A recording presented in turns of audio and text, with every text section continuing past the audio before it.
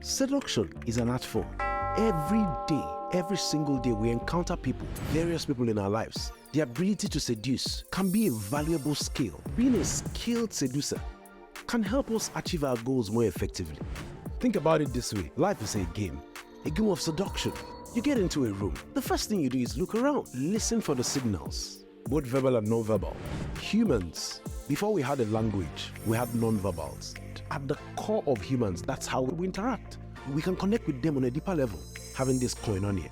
Being a seducer is about far more than just flirtation and manipulation. It's about mastering the art of communication, connecting with others on a deeper level. Seduction is not a negative trait.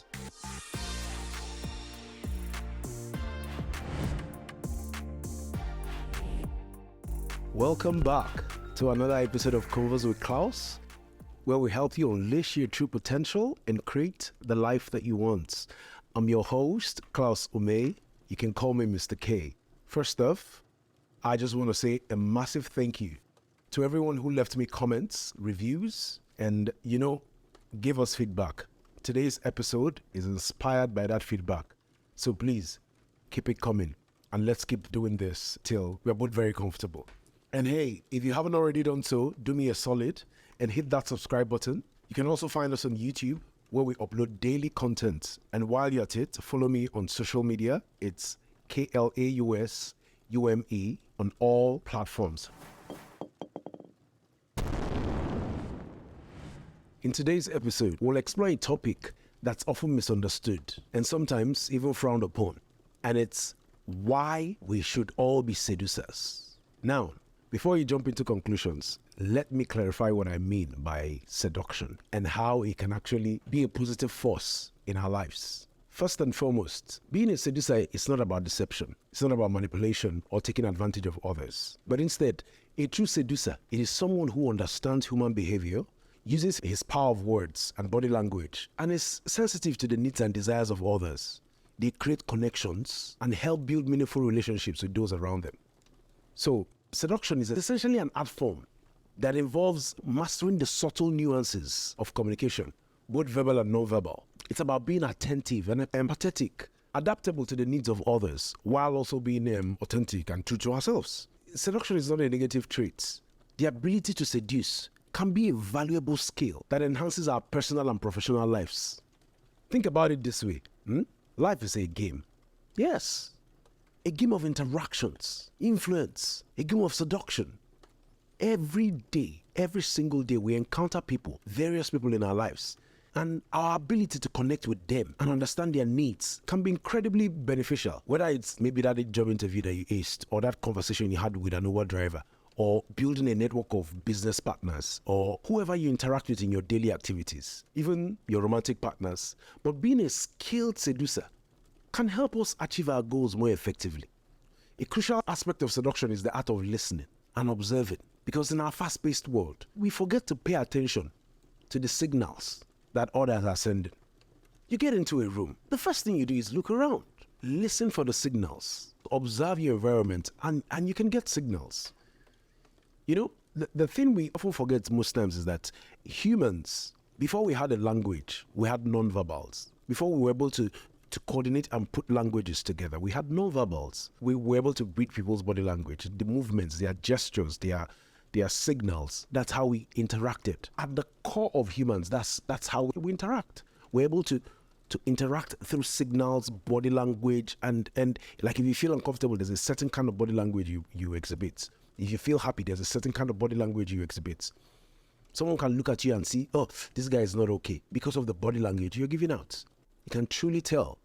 So by truly listening and being aware of these non-verbal cues, the facial expressions, the posture, the gestures, we not only show that we care, but we also gain valuable insight into people's thoughts and emotions. It can help us forge stronger connections, build trusts, and uncover opportunities we might have missed otherwise.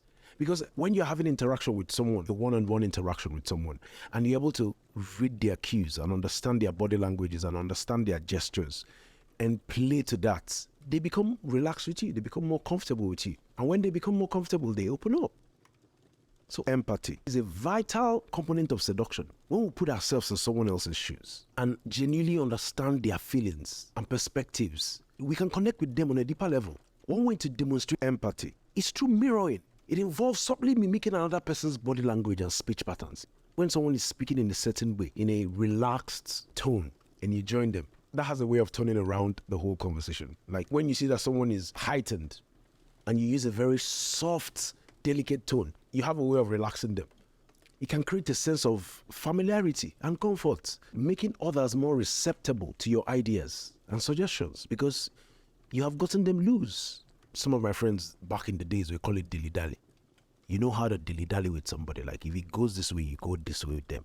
And they go this way, you go this way with them. You're having a conversation, having this koinonia.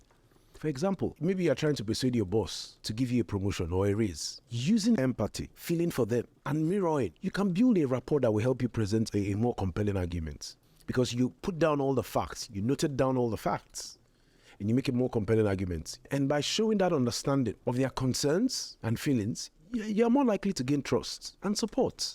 You might be wondering, but I've always known seduction to be this manipulative and fake thing. You know, when people are being fake and manipulative, yes, people can use seduction in that way.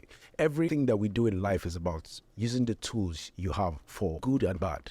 There's a positive and a negative. The key is to be authentic. Just be yourself. Be authentic and genuine in your interactions. And this means expressing your true thoughts and feelings, but at the same time, being sensitive to the needs and emotions of those around you. One practical way of being authentic is by sharing personal stories and experiences. And sometimes when you share personal stories and experiences, you establish a common ground and create a sense of trust. By being open and genuine, we can engage others effectively without compromising our integrity. It is also essential to be adaptable to your approach to seduction. Everybody is unique. Everybody is unique. And, you know, your strategy should be tailored to each person based on their needs and their desires. Tailored to suit each person on their needs and desires. This means being responsive to the cues because everybody gives out cues. Be responsive to those cues and adjusting your communication style accordingly. You want to get something, you have what you want to get from somebody. Yes, then follow their cues. Adjust your communication style to their cues.